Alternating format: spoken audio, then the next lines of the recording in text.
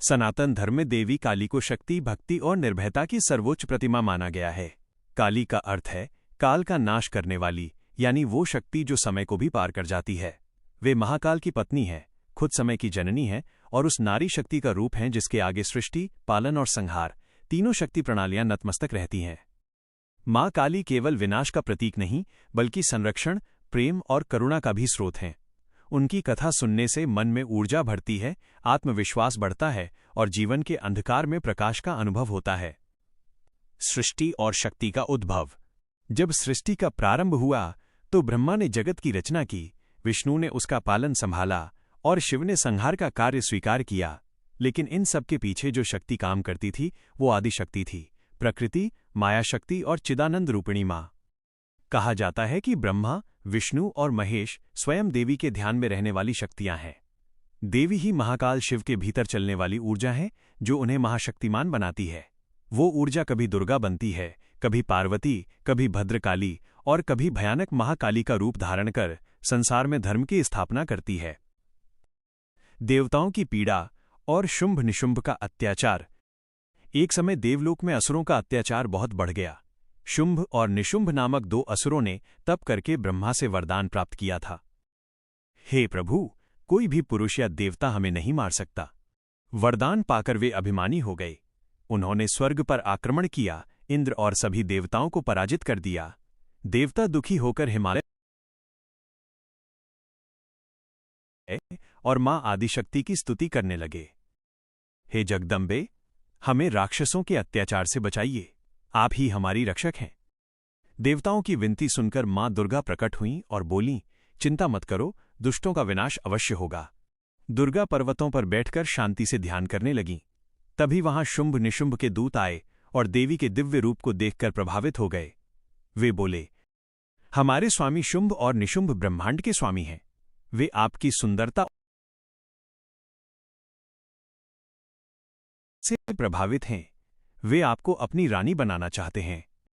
देवी मुस्कुराईं, जाओ, उनसे कह दो, जो मुझे युद्ध में जीत ले मैं उसी की हो जाऊंगी।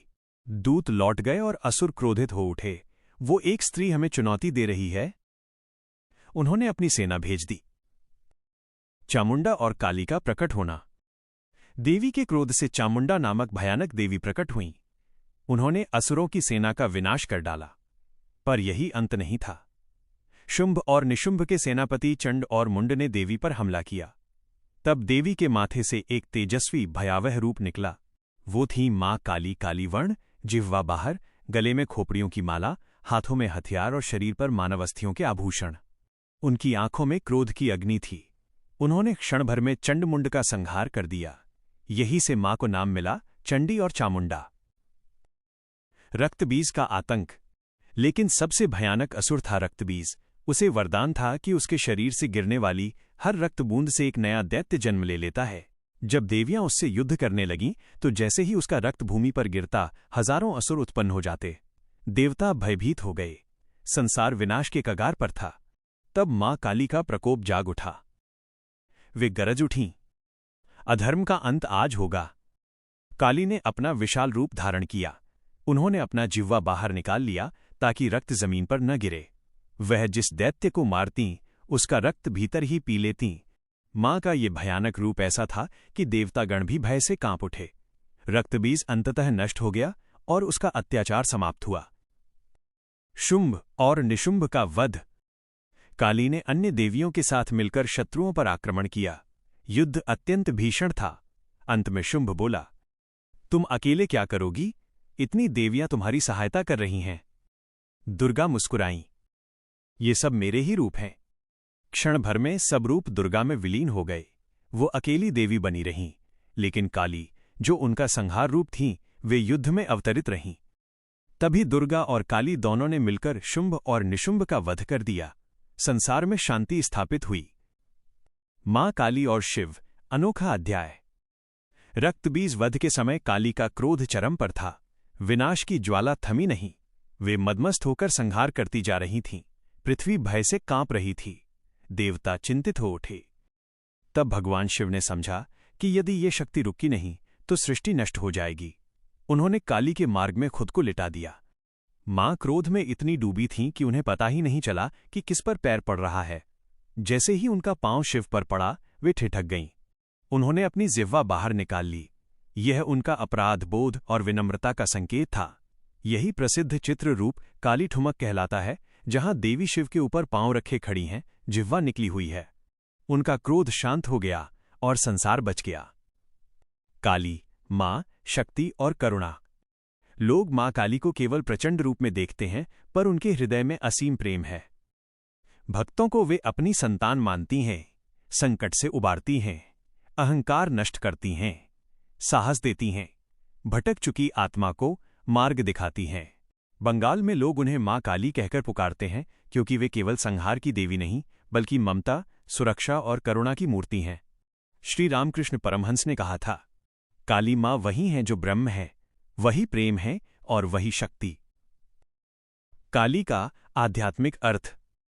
मां काली की कथा केवल धार्मिक कहानी नहीं, बल्कि आध्यात्मिक संदेश है।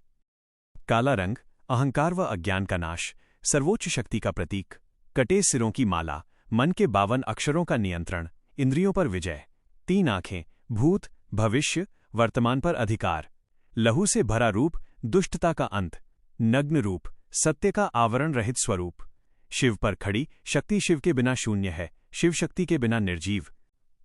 मां काली की कृपा कैसे मिलती है? काली मां की उपासना में शुद्ध हृदय चाहिए। वे भयभीत हृदय नहीं, बल्कि सत्य, भक्ति और साहस से भरे भक्त को स्वीकार करती हैं। भक्ति के साधन। काली चालीसा, काली कवच, महामृत्युंजय मंत्र। शिव के लिए काली का तत्व उसमें है। ओम क्रीं काली नमः जप, निडरता और सत्य के मार्ग पर चलना। मां काली का संदेश। मां काली की कथा हमें सिखाती है, जब अन्याय बढ़ता है तो शक्ति रूप लेकर उसका अंत करना चाहिए। भय से मुक्त होना चाहिए। मां स्वयं अभय देने वाली हैं। जीवन का अंधकार तभी मिटता है जब हम भीतर की शक्ति को पहचानते हैं। मां काली हमें प्रेरणा देती हैं कि कोई परिस्थिति कितनी भी अंधेरी क्यों न हो, यदि हमारे भीतर विश्वास और शक्ति है तो प्रकाश स्वयं जन्म लेगा। समापन। मां का आशीर्वाद। मां काली भक्तों की रक्षा करती हैं, उन्हें शक्ति